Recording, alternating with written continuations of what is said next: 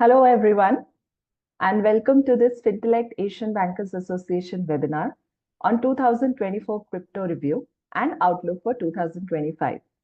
I am Karishma Dattani, Vice President at Fintelekt, and I'll be your host for today. I'm joined by Calvin Koo, crypto expert and cross-border disputes and investigations lawyer at Kobre Kim LLP, based in Hong Kong. Welcome, Calvin. Thank you. Pleased to be here. In this ever-evolving world of crypto, changes occur rapidly. And we are delighted to have Calvin with us for this biannual update, keeping us informed on the latest developments in the industry. For those of you who do not know Calvin, I'd just like to share a few words about him. Calvin's work involves counseling financial technology and Web3 clients in high-stakes investigations and litigations, global dispute resolution campaigns that require highly coordinated multi-jurisdictional activity, tracing digital assets on blockchain, advocating in courtrooms around the world to maximize recovery value, and pursuing both offensive and defensive strategies related to cross-border government enforcement matters and regulatory enforcement actions. Today, we'll learn from Calvin about the global legal and regulatory developments in the world of crypto, how to combat crimes involving crypto, and trends expected in 2025. We will have a Q&A round in the end. So participants, you can post your questions in the Q&A window at the bottom of your screen.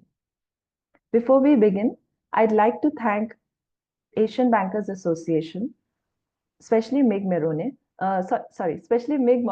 for partnering with us for this webinar. All right, with that, Calvin, thank you so much for being here on this webinar with us today, and I hand it over to you. Great, thanks, Karishma. Again, thank you to Fintelekt and ABA for inviting me and organizing the event.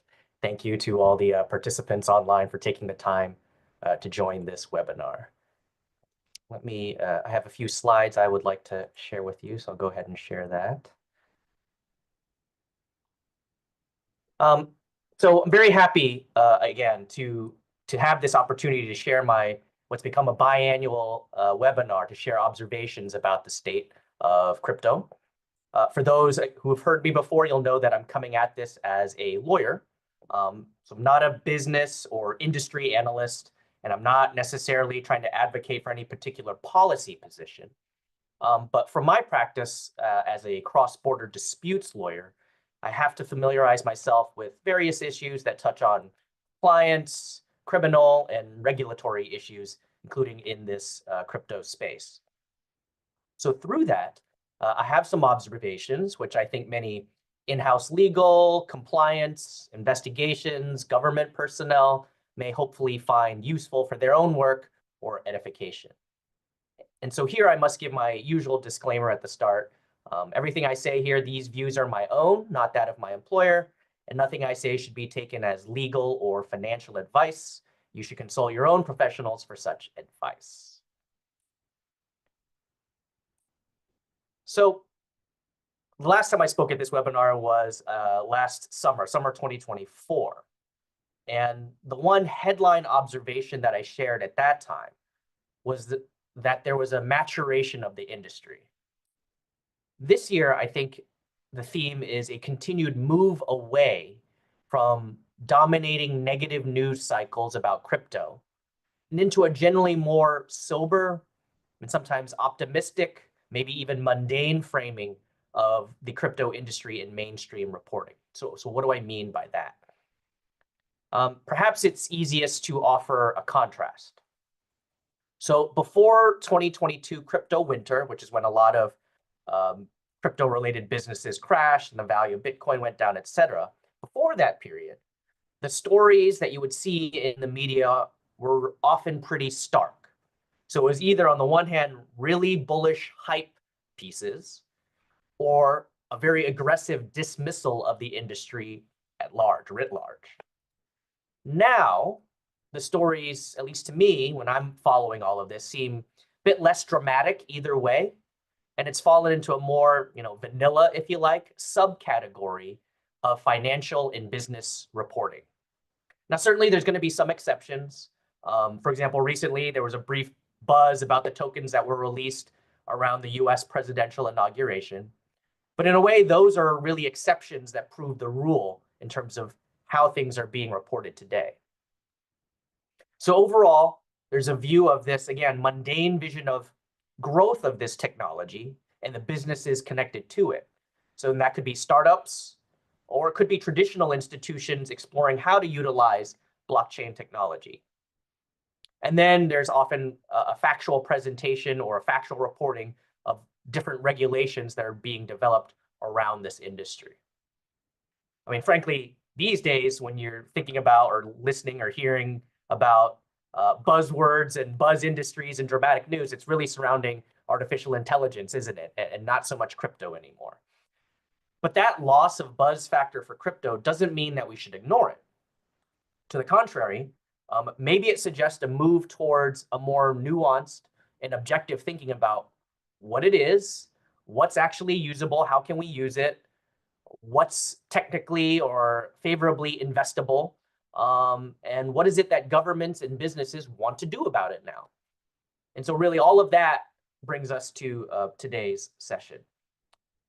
Here's the agenda. What I'd like to do is cover some recent developments across a few areas. First, I'm going to spend a bit of time on what's happening in the US. Now, we're all in APAC here. I think most of us out here on this call are based in APAC. But part of the reason of focusing on the US is that it's had the most dramatic change of policy and approach of any major jurisdiction recently. And of course, the size of its economy affects the globe. So all of this, of course, is an outcome of the recent election and change in presidential administration in America. So we're going to spend a little bit of time on this. Second, I do want to highlight some new developments and updates in other parts of the world, including Hong Kong, Singapore, the UK, and Korea. Third, we'll discuss some global focus areas this year, including combating criminal activity. Then I'll end with some thoughts on what we might expect in 2025, the rest of this year. And also, as Karishma said, we can do some Q&A at the end. So start thinking about some questions that you want to ask. Okay, beginning with the US. Again, let me take us back to last year before the presidential election to remind us of the setting in the US at that time. What did we see in the last half of 2024 in the US? Well, there was a continued state of affairs in the US where the securities regulator, the Securities and Exchange Commission, or the SEC, took the view that pretty much all digital tokens except Bitcoin and possibly Ethereum were within their purview, within their regulatory purview as securities. And this was based on securities laws that were set in the US in the 1930s and the 1940s.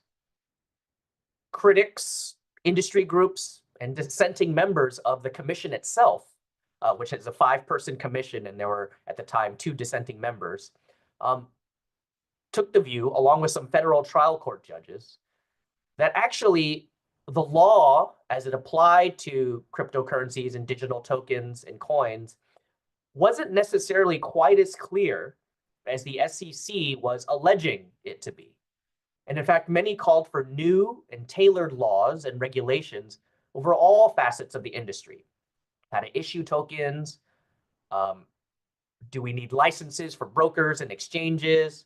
What are the details on how to comply with anti-money laundering requirements as it pertains to this type of technology, etc. But notwithstanding all of those calls, the SEC not only continued their enforcement campaigns based on the long-standing securities laws that began in a traditional securities context, but rather they expanded their enforcement campaigns last year. So they continued its litigation against major centralized exchanges like Coinbase, Kraken, and Binance. They continued litigation against issuers like Ripple, and they initiated new suits against other alleged intermediaries acting as purported brokers or dealers, such as by providing wallet services or providing market liquidity. They also fought against suits brought in courts by the industry against the SEC, including one that was brought by Coinbase, arguing that the SEC was required to make rules, new rules, rather than regulate by enforcement. So that was the state of play. And then Trump was elected in November and took office last month. And with that came a more pro-crypto outlook, or at least a more crypto-friendly outlook, including the nomination of a new chairperson of the SEC perceived to be crypto-friendly. Now, pending that approval and confirmation, there are currently 3 SEC commissioners out of the usual 5, but that's still a quorum, and now 2 of the 3 are seen as crypto-friendly, right? So those were the 2 dissenters last year. Now they are in the majority. One of them is the interim chair as well, by the way. So what does that mean for policy, laws, and regulations? And also, what does it mean for the enforcement cases?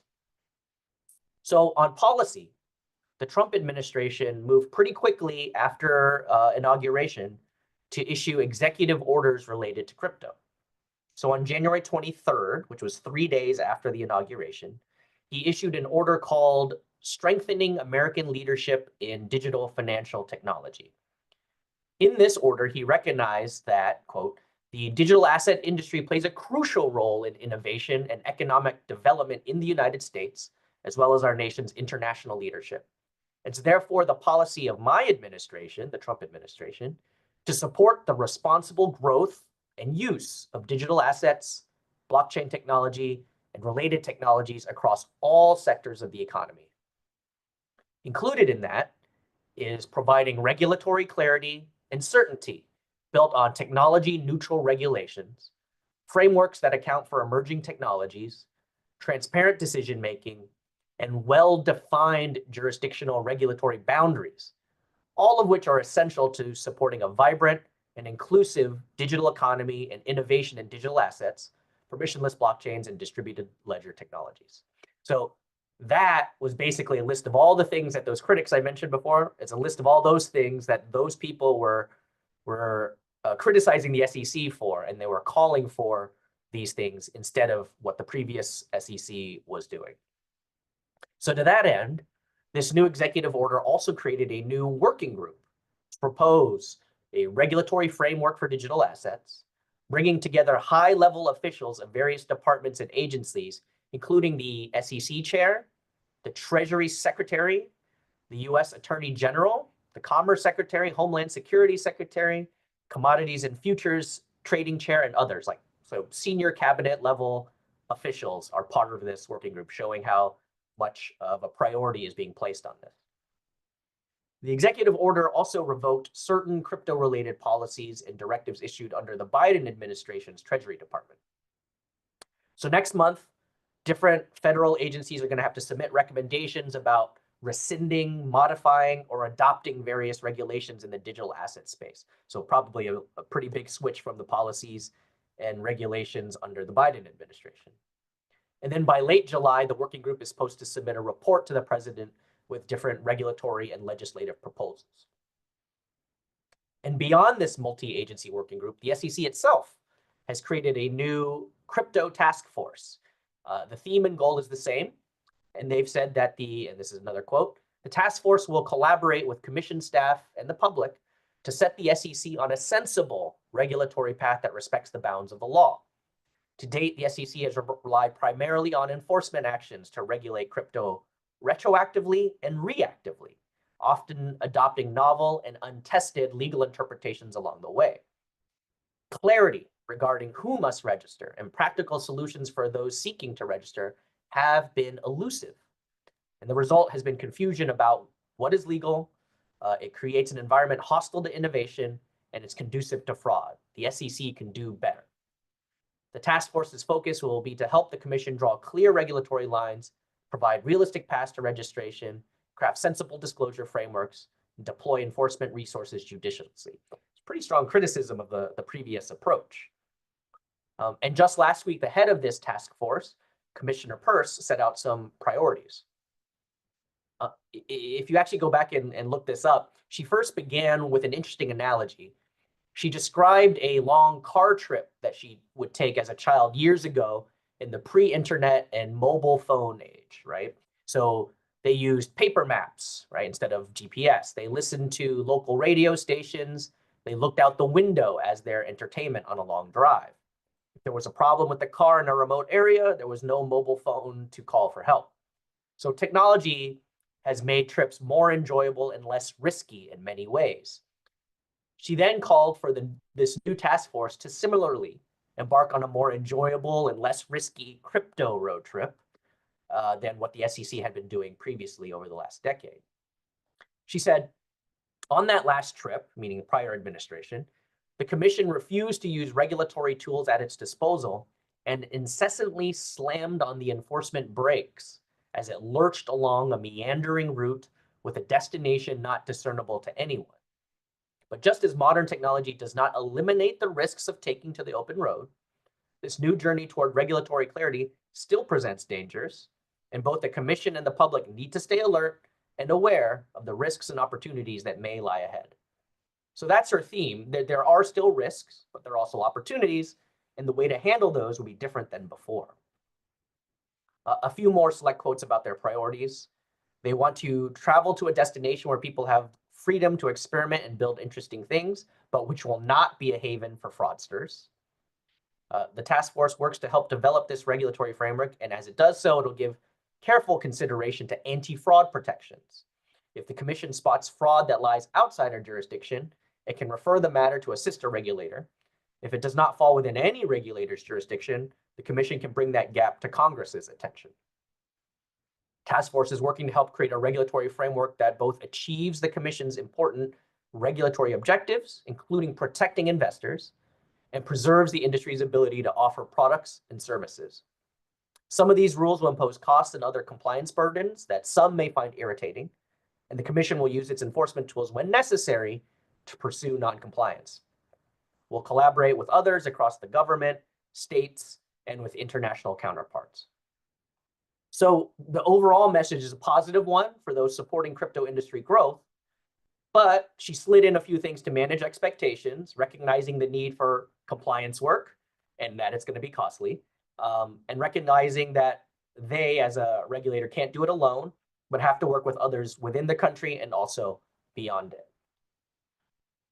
She also set out a list of 10 non-exhaustive products and issues that they will tackle, but this isn't set out in any order of priority, but they're going to tackle the status of crypto assets as a security or not a security, paths to registration, whether crypto lending and staking is covered, and also a cross-border sandbox, recognizing that many crypto projects are international and cross-border. So stay tuned for details on the new policy, laws, and regulations.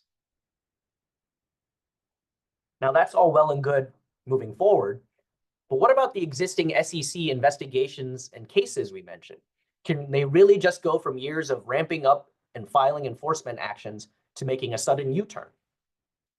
So on that point, Commissioner Peirce has also said that the commission's handling of crypto has been marked by legal imprecision and commercial impracticality. Many cases remain in litigation. Many rules remain in the proposal stage, and many market participants remain in limbo. Determining how best to disentangle all these strands, including ongoing litigation, will take time. Please be patient. It requires work across the whole agency and a lot of cooperation with other regulators, but they need to do this in an orderly and practical way. So what does it mean to be practical? There's a few different paths forward, given the clearly stated new policy direction, focusing on new regulations rather than enforcement based on an older, arguably unclear set of securities laws. So when the SEC Enforcement Division investigates a potential violation of securities laws, they gather information and have discussions with the targets of the investigation, or probably their lawyers. So the SEC may reach a point where they issue what's called a Wells notice, laying out the theory of their enforcement case and giving that target an opportunity to argue why the SEC shouldn't initiate an actual enforcement suit against them. At this stage, the way forward is basically in the SEC's control. They get to largely decide the timing and the course forward. They hold the ball and gets to set what happens next. But if and when the time comes that the SEC decides to file a suit based on these alleged securities violations, the game shifts, the rules shift. They file in a US federal court, and then the process becomes like any other civil suit in the US federal court, which is subject to federal civil procedural rules and overseen by a federal judge. So the way forward on all these individual matters depends on where in that life cycle of an investigation and suit it was when the policy shifted. So for some cases that are still in the investigation phase, the SEC can decide to just drop the case entirely if it wants, or it could continue to invest resources into it. For example, the SEC may decide that investigations that are based on simple registration violations, meaning failure to register something under the securities laws, maybe those should be dropped. That kind of seems in line with their current policy that new regulations are needed about registration. But if the investigation includes an allegation of fraud or misconduct, then maybe they'll continue with the case, because that touches on the consumer protection part of their regulatory remit. It's a little more complex for cases that have already been filed in court, including registration violation matters in court. The SEC can't really just decide themselves to drop it without procedural formalities, right? So it could opt to seek to voluntarily dismiss some of these cases, and there's court procedures to do that. But another possible outcome is that they'll reach some kind of settlement with the defendants, perhaps on terms less onerous than if this were under the previous administration. And these might be terms that the defendants are willing to agree to. So for example, and this is just through public commentary by others, you might see settlements requiring new and stronger internal compliance programs, meaning we'll end this case, but you, the defendant, have to improve your compliance programs. Or for non-fraud or non-intentional misconduct cases, the thinking is that the SEC is unlikely to want to spend a lot of time and more resources litigating all the way to trial, which takes years, on a legal theory that the current administration doesn't even believe in. So all told, these cases are in a state of flux. There's even key senior enforcement lawyers that were shuffled around within the agency. Reportedly, this even includes a lawyer who previously ran the agency's special crypto enforcement unit, as well as 50 other lawyers and staff members within that unit. And I can actually speak with experience based on some cases that I'm handling now, that all these developments feed into the ever-evolving legal strategy and expectations of case outcomes. The SEC has publicly filed requests for more time to file written submissions that are due in multiple ongoing cases, citing the task force and how the task force work may impact and facilitate the potential resolution of cases. So by getting an extension or a stay of a case, all sides in the court can save judicial resources until the SEC policymakers decide how to address these cases. And just as a final point about the US, a lot of the above is focused on the US executive branch, meaning President Trump's policies, and also executive agencies that fall under the president. But the legislature is also signaling more pro-crypto policies, given the executive support. They've said that they want to provide innovators with new tools and basically introduce new bills that support that. Last week, there was a bill called for stablecoins called the Guiding and Establishing National Innovation in U.S. Stablecoins Act. The acronym is GENIUS Act, GENIUS. So sometimes I wonder how much time these legislative aides actually spend to come up with these acronyms. But the act purports to define payment stablecoins and set up issuance procedures. But some representatives, especially on the Democrat side, expressed doubts about it and continue to express doubts about crypto generally. So enough with the US, but there was a lot to cover there. Let's move on to other parts of the globe. But sticking with stablecoins for a second, what's happening in Hong Kong? So if you joined last year, you heard me mention that Hong Kong had conducted a public consultation on proposed stablecoin regulations with results released last July. They also launched a regulatory sandbox for stablecoin issuers, which is a period during which regulators allow companies to test proposed services and products. In December 2024, the Hong Kong government formally introduced the stablecoins bill into the legislature, and it covers licensing requirements, offering and marketing rules, and consumer protection measures. Now, this is important because I've mentioned the notion that the world is still trying to figure out the key use cases of cryptocurrencies and different types of digital tokens. It seems that stablecoins are one area that's in the lead in terms of actual or perceived usefulness. And these are the tokens that are tied one-to-one with often fiat currency, and often that means the US dollar. So unlike Bitcoin, whose value goes up and down, sometimes wildly, these tokens are meant to always be tied one-to-one to the US dollar or whichever fiat currency you like. And that's just for those of you who may not be aware.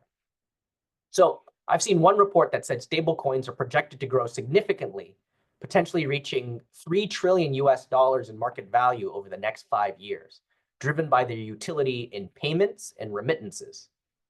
That also potentially makes it ripe for being used for improper purposes or as facilitation of money laundering or crime. So having regulations in place as a priority does make good sense. For Hong Kong, their first priority back in 2023 for crypto regulations was regarding centralized crypto exchanges. And that made sense if you remember that in 2022, that was when exchanges like FTX collapsed, especially in light of growing popularity of retail trading. So first focus, deal with centralized crypto exchanges regulations. Their second priority is this, the stable coins. And that's for the reason just mentioned. Many think Hong Kong will next move on to custody rules, which be relevant to brokers and other intermediaries in this space. On that, there was also a recent Hong Kong court case touching on this issue. I've mentioned before that Hong Kong courts have been pretty good about this novel area, making clear judicial interpretations about crypto as property and what that means for proprietary remedies in various disputes involving crypto. 5, 6, 7 years ago around the world, it wasn't even clear if crypto, which is obviously intangible, was property in the legal sense. It's now pretty clear in many jurisdictions that it is. Now, last month, the Hong Kong case involving Gatecoin gave more clarity about how to handle a situation where a customer has cryptocurrency held at an exchange or with a custodian that's insolvent. It talks about the nature of the customer's beneficial interest in the crypto and how liquidators should allocate such cryptocurrencies and in what proportions in cases of insolvency. I'm not going to get into technical weeds, but the point is these issues are being addressed, right? And this underscores how the law is evolving to tackle fact situations that are coming up more and more, meaning there are all kinds of disputes, including bankruptcies, where crypto features as one type of asset or property. So the law needs to be clear on how to handle these situations, and increasingly it's able to do so. And this is not to suggest that Hong Kong is alone in this regard, but it is useful for Hong Kong's general pursuit of being a crypto hub. The UK and Singapore, the courts there have also addressed many proprietary issues over the last year relating to crypto. UK addressed issues on liability of exchanges for fraudulently misappropriated cryptocurrency. There was a case, Aloya versus Persons Unknown. Court found in favor of the exchange on the facts, but the decision made it seem like that if there was tracing that was involved that had tied it to the exchange and you could clearly show that it was misappropriated, there was a chance that the exchange could have been found liable, right? So this goes to the point of, just like in traditional finance, when can a traditional bank be held liable if misappropriated money flows in and out of it, right? Same idea, similar idea. So the UK also saw the introduction of a digital assets bill, recognizing the unique technical characteristics of digital assets, meaning they needed a statutory recognition of a third form of property under statute. For the longest time under the law there were 2 types of property, and this is going to be a third type of property. And by being in a statute, it gives it a legal recognition that's a little more certain than judicial decisions. In Singapore, courts have found that crypto, again, is property, and they've also dealt with insolvency law issues as well. They've also dealt with novel issues like where is the location of a crypto asset, right? Again, not physically tangible. There's arguments that it's in the jurisdiction where the claimant is resident, or maybe where the owner is domiciled. In one case, they decided it was best determined by looking at where it is controlled instead of residence or domicile. A different case also addressed a way to value cryptocurrency, meaning for those tokens that do go up and down in value, how do you assign a specific value to it on any given moment, which may be relevant to damages or remedies in a court case? Again, these are all decisions that are necessary to deal with a growing number of everyday issues that involve crypto as an asset in a fact pattern that gets to some dispute. South Korea, very active crypto market.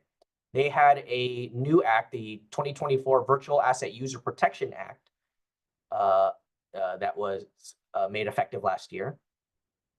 In light of crypto trading volumes in Korea, it doubled between September and October 2024, 5.45 trillion won to 9.56 trillion won. The financial services regulator there pushed for new regulations to address increased market risk. Many applauded its proactive effort to combat market manipulation in virtual asset trading, but others expressed concern over its broad definitions and potential impact on common market-making activities that were legitimately used in other financial markets. This is because the statute's broad use of the term market-making without further guidance or established precedent means that practices that may be common or acceptable elsewhere, including within traditional Korean securities markets, could now be prohibited or subject to heightened scrutiny and enforcement. And I cite this because it really highlights the challenge found in many jurisdictions in identifying not only the right policy, but also the execution of it, right? If you give too little guidance, like in the US generally, or maybe under this Korean Act, it can cause lots of confusion for the industry about what is and isn't allowed.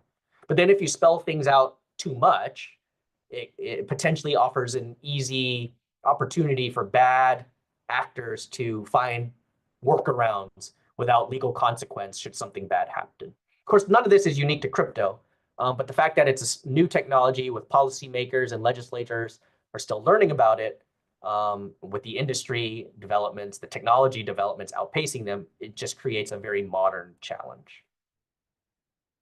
Okay, how about combating crypto crime? You know, one of the most important challenges, and one that's perhaps relevant to many joining this webinar and to the work of Fintelekt members, is combating crime, including prevention of laundering of criminal proceeds through the use of cryptocurrency or digital tokens. Now, at the outset, I mentioned a change in tone of how crypto stories are reported. And with some exceptions, I think that's the case with crypto-related crime too. So unlike before, where there were many observers suggesting that the whole industry was a scam, now the more mainstream view is that there is some burgeoning industry here with potential real use cases, albeit to be determined, right? And the analogy here is, if you think back to the mid-1990s when the internet started growing, people didn't really know how it was going to be used. A lot of people didn't envision it's the way it's being used now, right? So too with crypto. Seems like there's something here. There may be real use cases, but what those specifically are, we don't quite know yet for sure. And that, like any new technology, there is a risk of individual scams. So that's an important evolution in the mainstream thinking, from industry-wide suspicion to concern about the abuse of the technology through specific bad actors, right? And that's not to say everyone feels this way. Of course, there remain many skeptics, maybe some on this webinar, but this is just a general observation of trends that I'm seeing in this space. So what does that mean in practice as far as combating crime? It could be more targeted focus by specialized police against scams, like romance fraud scams, investment fraud scams that have become so prevalent in Asia and beyond, as well as broader national security units, where there is a concern that crypto may be used to circumvent geopolitical sanctions. So for example, the US government has a concern about crypto being used to funnel money to its adversaries in the Middle East or to North Korea, for example. And even here, there are complications and debates, such as whether the use of mixers like Tornado Cash should itself be considered a crime or evidence of facilitating a crime by aiding money laundering. Others might say the use of mixers, which makes it harder to, which sort of obfuscates the trail and the tracing of where cryptocurrency has been. Some might say that's a legitimate privacy tool, but it's certainly a tool that could be misused by some, right? So there's ongoing debates about that. Now, depending on those choices and the priorities of a particular jurisdiction, compliance teams will have to figure out how to manage varying levels of suspicious activity and KYC obligations. Now, of course, you may be familiar, there's global best practices set by FATF, but I'm sure many of you will agree often it's much easier said than done when it comes to practicalities and having the useful software and training for human talent. Maybe that's where the buzzword of AI will come in. But compliance teams and professional advisors for those in this space must pay careful and constant attention to the evolving laws and requirements and regulations. And it's really tricky when it's a global market that remains wildly inconsistent in terms of progress of implementing laws and standards. Okay, so what do we see, or what do I see for the rest of 2025? I've kind of touched on it, frankly, already in this summary, but I do think there's going to be an evolution in global regulatory priority areas. This has already started in some places, like the Hong Kong case I've mentioned, but I think the main areas are different jurisdictions will address exchange licensing for places that haven't addressed that yet, stablecoins regulation, then custodial rules, then tokenization rules. Tokenization is the taking of real-world assets and identifying them through a token, which in theory may make it easier to trade, share more efficiently, trade or share, or break it down into smaller units. That's a real popular potential use case that many builders are exploring these days. The pace is going to be different across jurisdictions, but for those places that are investing in this space, I think we're fully getting into the details phase of laws and regulations. So it's no longer just broad stroke policy positions and the announcement of study papers, but as the global market moves ahead quickly, folks have to put pen to paper, which is actually a bad analogy for crypto since it's anachronistic, but actually craft and explain the rules. As noted earlier, sometimes that means potential hiccups with some laws that may be too broadly crafted without specific terms, but we can't let perfection get in the way of progress. So having something is probably better than nothing for most participants in the industry. So let me leave it with that. Thank you. Thank you for indulging me for the last 30, 40 minutes and just throwing that at you. But happy to field any questions if there are any. Thank you so much, Calvin, for that interesting and very informative presentation. Before we move to the Q&A session, may I request my colleague to please pull up the poll that we have. We have one poll, and I request all the participants to please respond to that. So the poll is, how has your institution's approach to crypto-related AML risks evolved in 2024? It's a multiple choice question.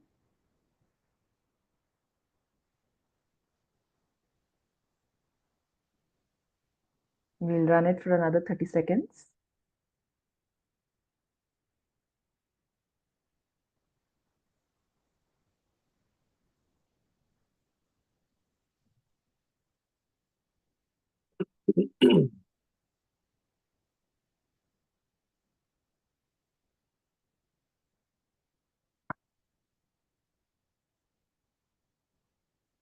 All right, can we close the poll and get the results on screen, please?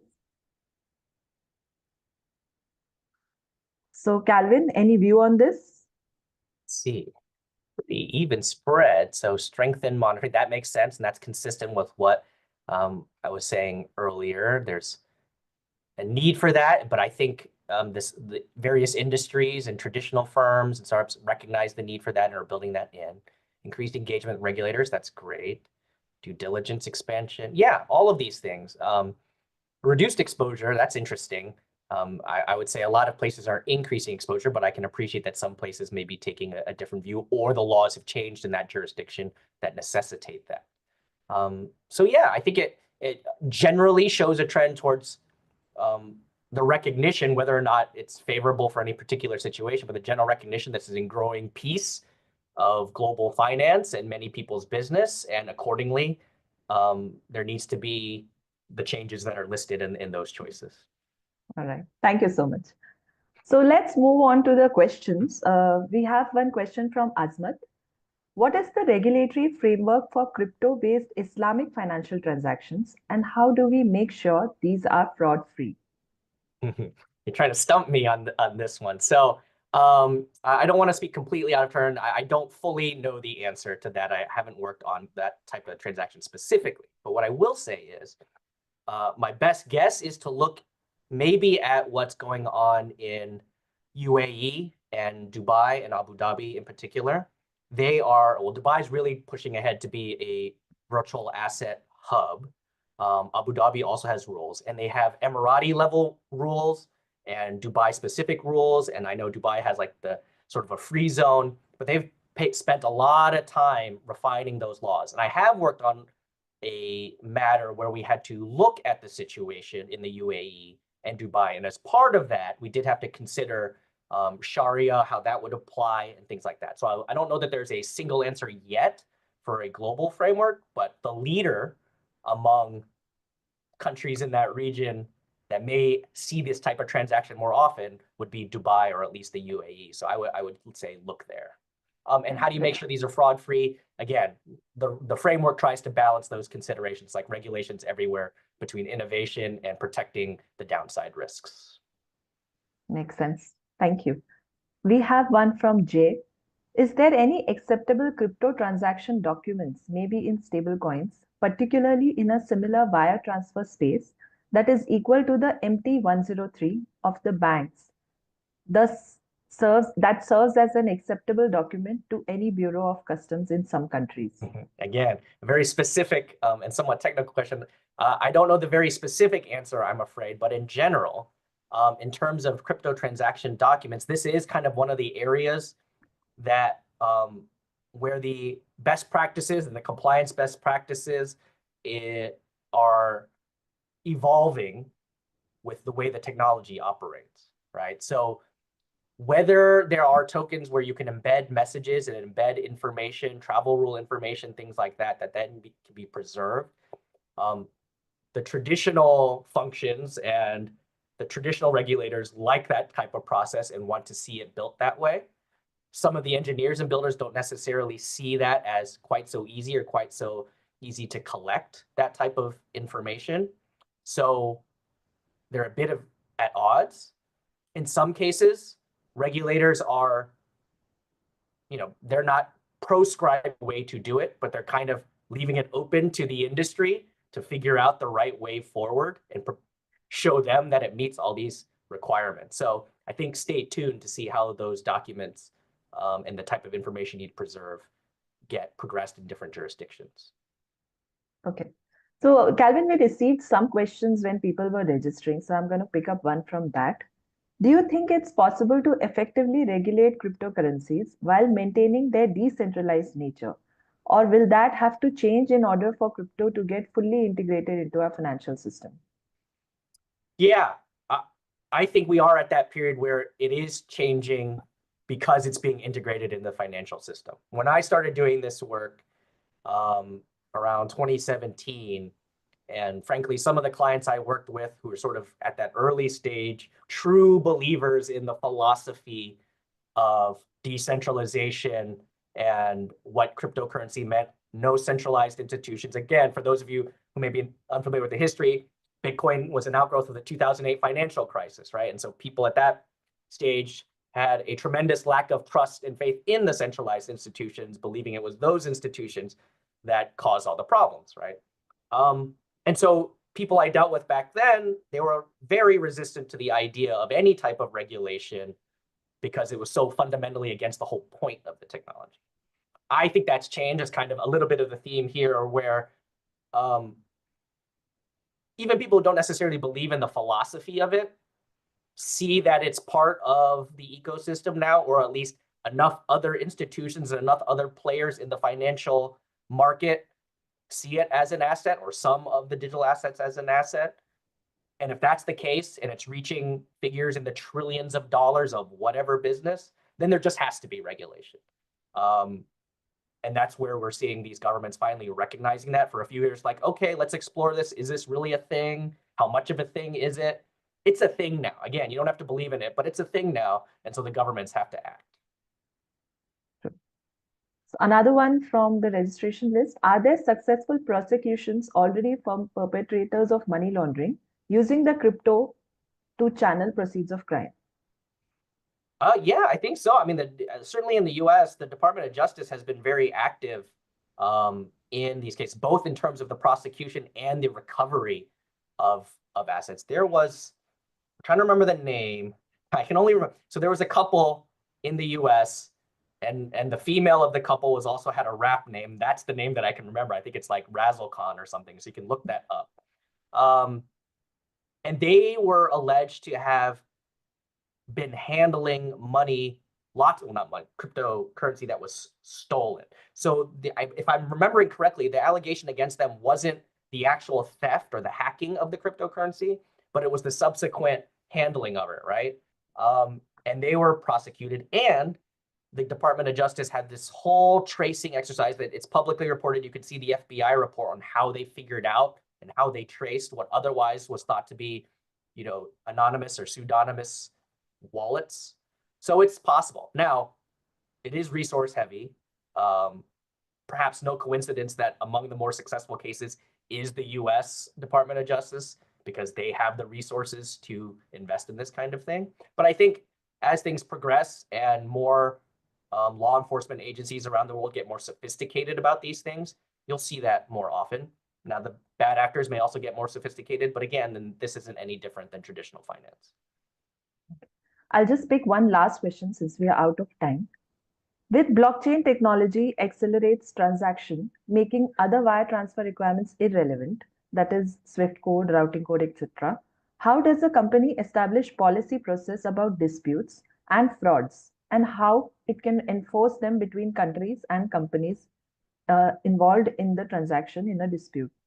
So I think what I'm hearing is like if you need to like undo the transaction or send them. I mean, that's another tricky one. So again, this is where many regulators, many policymakers want to put new crypto regulations in the mold of traditional finance regulation, because they may have felt like most of the problems of traditional finance and most of the disputes in traditional finance, such as the one you just described, have been adequately covered by those things. And I think the pushback comes in like when it doesn't technologically work quite the same way.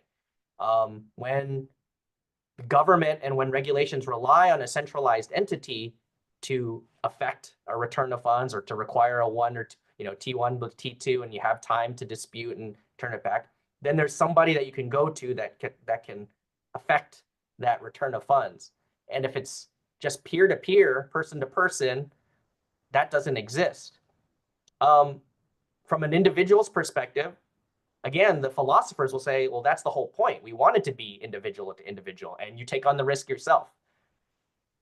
I think a lot of governments will see that a bit extreme, especially from the consumer protection perspective, things like protecting grandma from frauds and things like that, which is why governments and regulators are putting in requirements for centralized entities to take on the responsibilities that traditional finance has. And then the big question going forward, and I'll stop there, is as centralized entities start to have these compliance rules and do these things, will a certain segment of the business and the industry move to decentralized finance, which again, peer-to-peer, where there is theoretically no entity that the government can oblige to do this deputized compliance work? I think that probably will happen. And what the answer to that is, I don't know. Maybe we'll have to see a couple webinars from now. All right. Thank you so much, Calvin. We have a lot of more questions, but we'll close here in the interest of time. Participants, you can connect with Calvin directly on LinkedIn to engage with him. Thank you so much, Calvin, for today's webinar. It was very informative, and thank you for taking the questions. I also would like to thank the audience for being here with us today. I hope you had a lot of takeaways from the webinar. My sincere thanks to the Asian Bankers Association for partnering with us on this webinar. We also conduct virtual workshops in association with ABA, and I urge participants to take a look at the list of our upcoming workshops on our website. My colleague will post a link to the page on the chat window. With that, I would like to close this webinar. Thank you so much, Calvin, once again for being here. And I look forward to our next session with you in 6 months. Thank you. Thank you, everybody. Appreciate it.